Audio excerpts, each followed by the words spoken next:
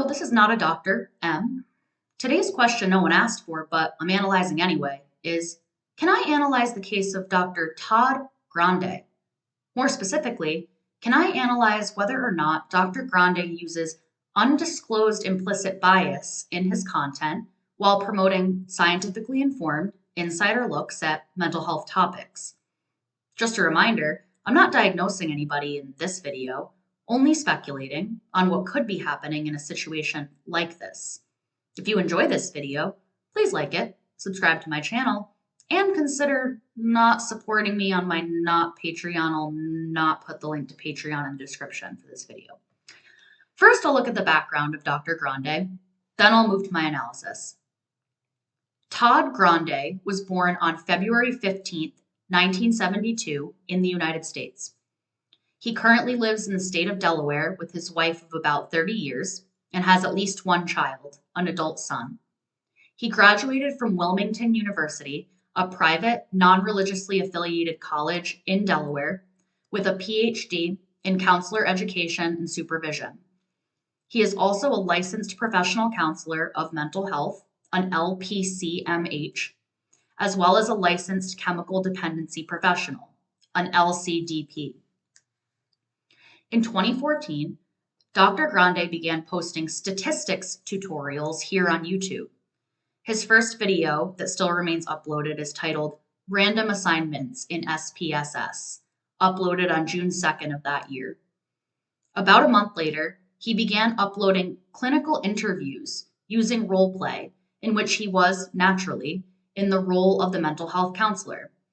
Examples of these videos include CBT role play, anxiety and guilt relating to balancing home and work, and suicide assessment role play, ideation without intent or plan, and CBT role play, treating heroin use.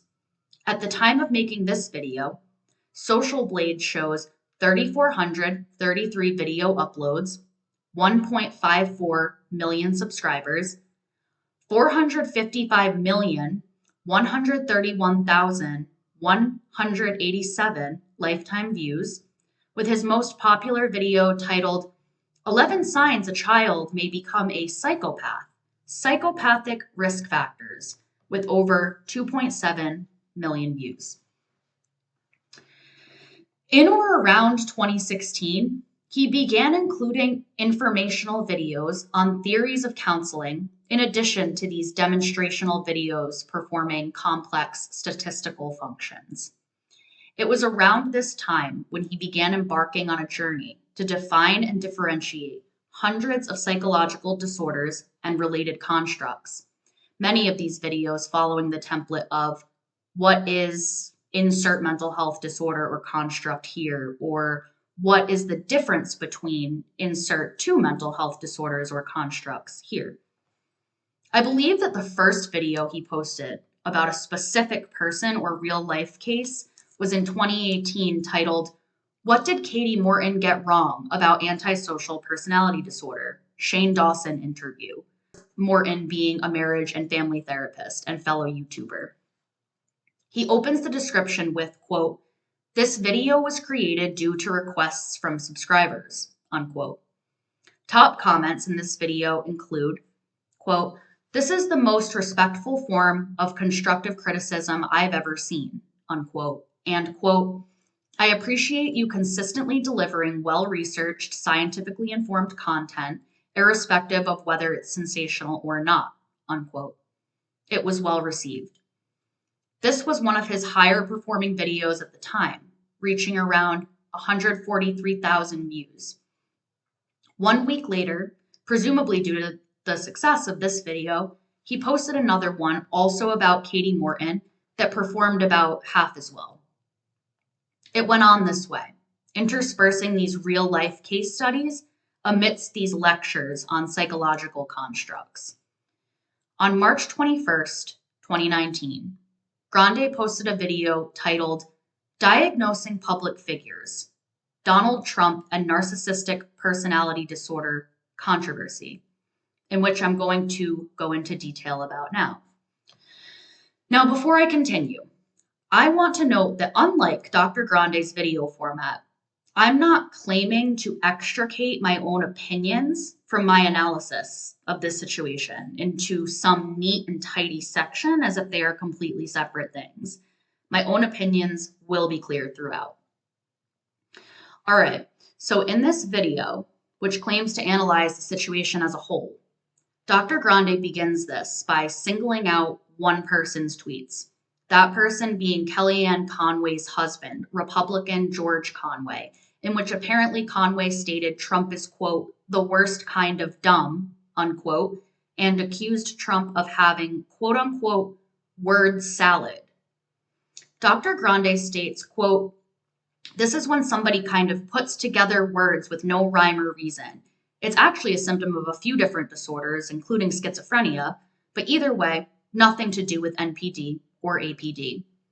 This word salad comment becomes extremely interesting, relevant, and pretty ironic later on in my analysis. So keep that in mind.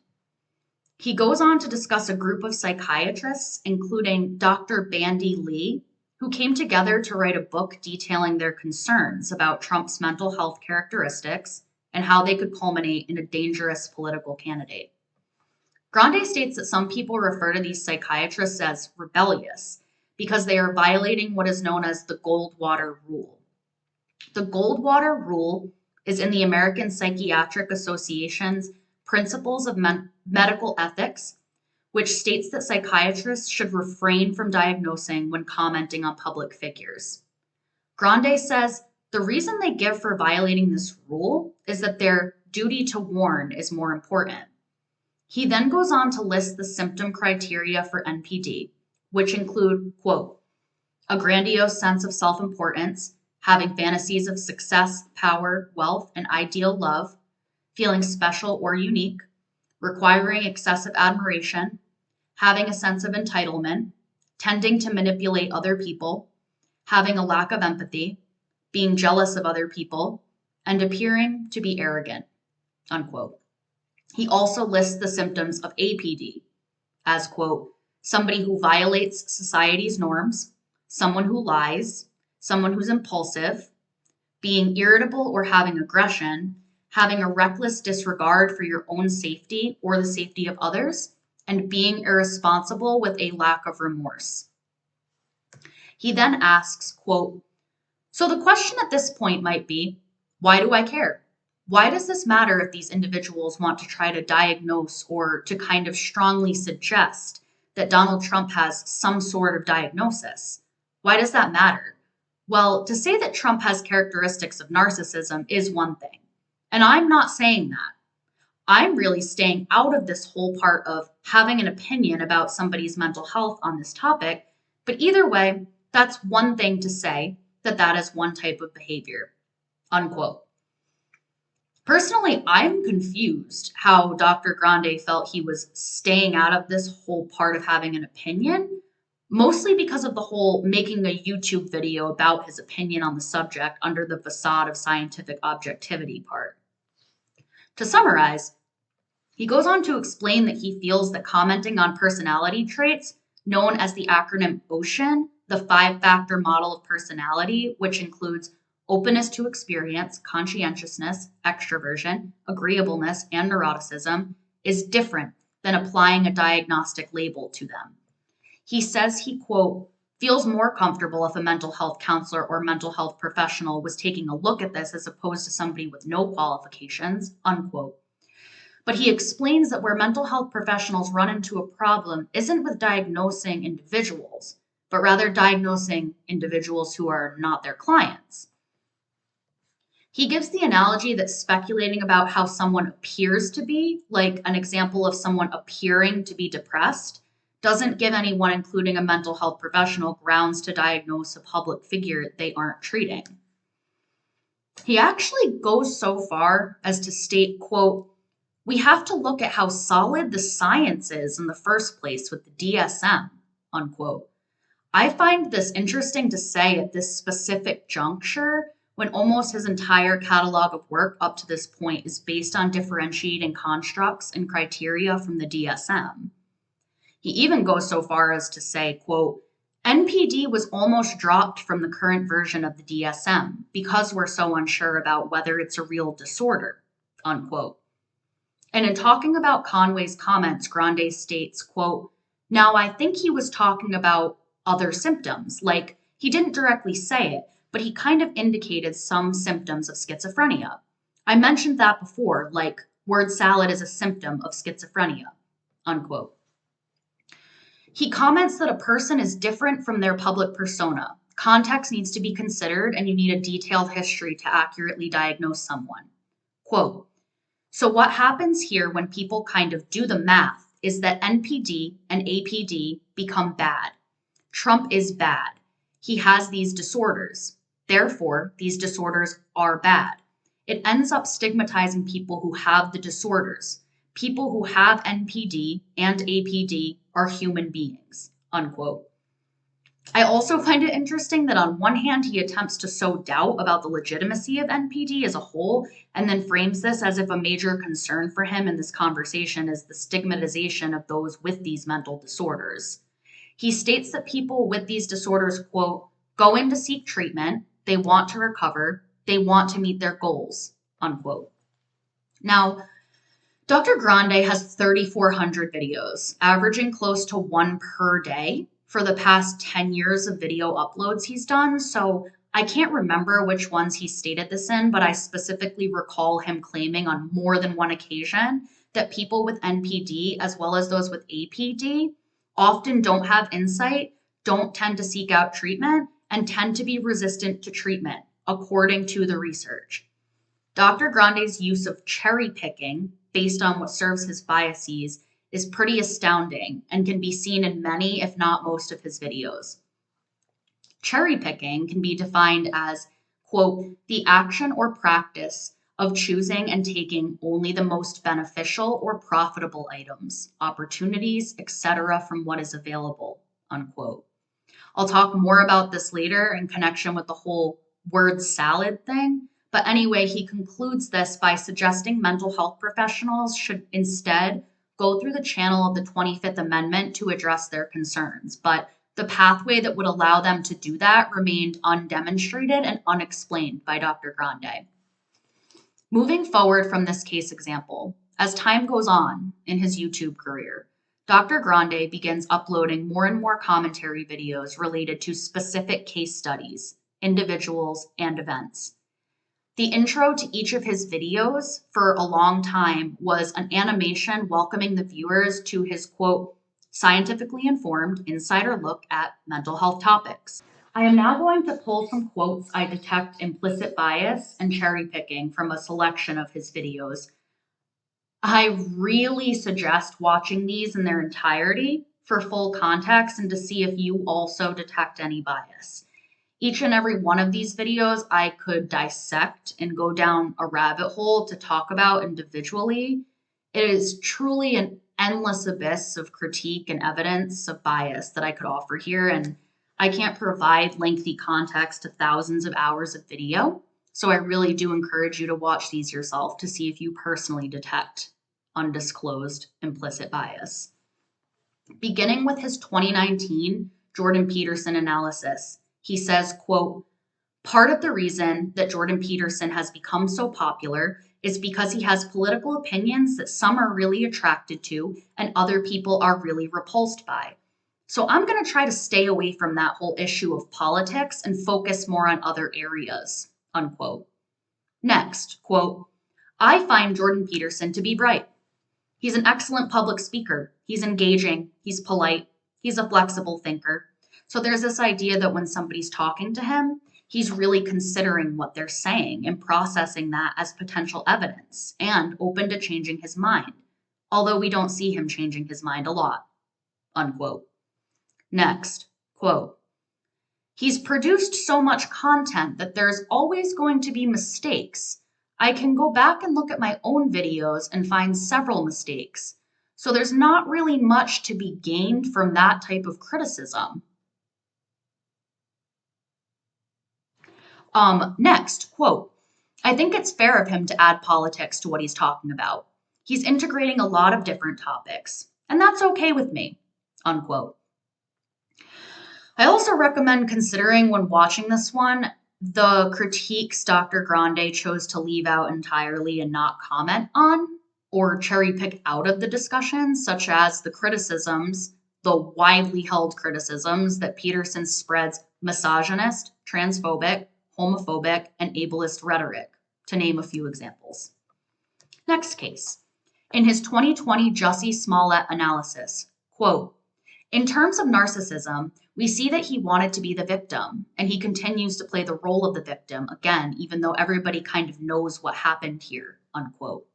Next, quote, it's just kind of an attitude like, I'm better than them. I don't have to be accountable for my actions. Who cares if the taxpayers had to fund those police officers doing that work? Because I made something up. I need this. I deserve this. Again, I'm entitled to this.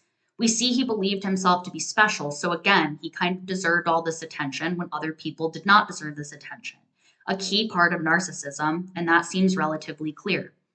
Unquote.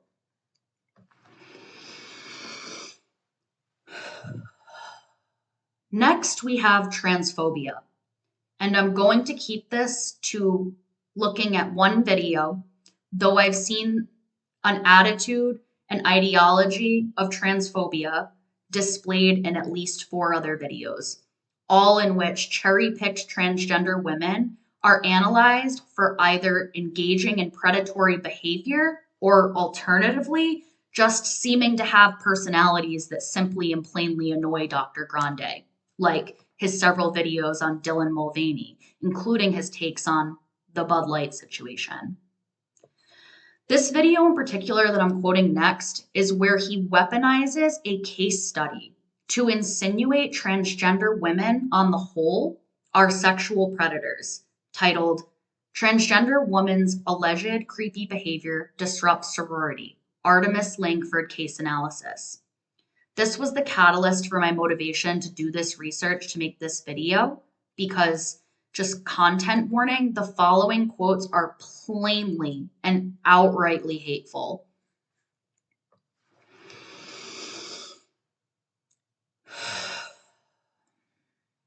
Quote, the phrase trans women are women is a political slogan not supported by social science or medical research, unquote.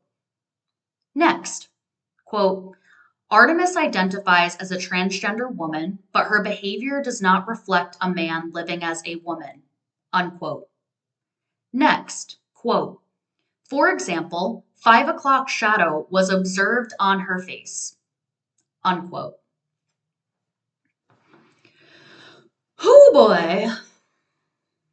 All right, now, quote, the lawsuit asserts that Artemis was sexually attracted to women, and it was clearly visible through her pants that a soldier was standing at attention, so to speak, unquote. Next, Artemis is physically unattractive, so perhaps her prospects for romantic interactions are limited. Next, quote, one can make an argument, however, that sincerity is not really the issue here. The problem here was that a biological male was admitted to a sorority. Nothing would change even if Artemis was extremely convincing looking and acting like a woman. There is no escaping the biological component, unquote. Next, quote, as I mentioned in another video about the transgender ideology, I think many people are fine with the concept of somebody being transgender, but they do not want the ideology applied in a way that violates other people's rights. It's one thing for a biological male to identify as a woman. It's something else entirely to become an interloper and cause stress to innocent people, unquote. Almost lastly, quote, there is a sense that those who promote the transgender ideology in a militant way are irrevocably connected to an anti-science agenda, unquote. And lastly, I promise, quote, it's like a military unit in peacetime. They are built for combat and it is no fun for them when they cannot be aggressive, unquote. Again, this entire video could be quoted. I could just I could just relay the entire transcript. I will go so far as to state as an objective fact here that this video demonstrates unhinged levels of bias. The last and most recent video I'll quote is the 2024 video he made analyzing the question, why does Kamala Harris use word salad? Analyses of controversies surrounding the vice president. I think it's reasonable to argue that cherry-picking instances of Kamala Harris using word salad, something which we saw he discussed in past videos as being mischaracterized as it is actually a symptom of disorders such as schizophrenia, is outright biased and hypocritical. It begs the question, why was there no video asking questions, just a few off-the-cuff examples like, why did Donald Trump promote unsubstantiated claims about immigrants eating cats and dogs in Springfield, Ohio? For one, I don't know. Or why did Donald Trump promote unsubstantiated use of hydrochloroquine in treating COVID-19? Just for an example, I mean, here are a few quotes from the Kamala Harris analysis. The first is his summary of Harris's career as a district attorney. Quote, as far as Kamala's ideology, she was opposed to the death penalty. She wanted to increase bail for defendants. She did not want police officers to wear body cameras. She wasn't a fan of turning over exculpatory evidence to the defense. She fought to keep wrongly convicted people in prison, and she unsuccessfully argued that prisoners shouldn't be released early because she needed them as firefighters. Apparently, there was a program where inmates could earn up to $3 a day. Doesn't sound like much, but after a while, the prisoners could afford to buy pretty nice shanks, unquote. Quote, after being selected by Joe Biden as a running mate, Kamala has not really done a lot as vice president, but to be fair, the job doesn't involve much meaningful activity, unquote.